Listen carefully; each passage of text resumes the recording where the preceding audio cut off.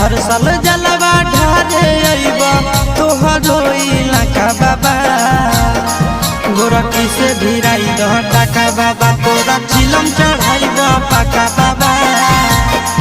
गोरखी से भिराई दह टाका बाबा तोरा चिलम चढ़ाई द पाका बाबा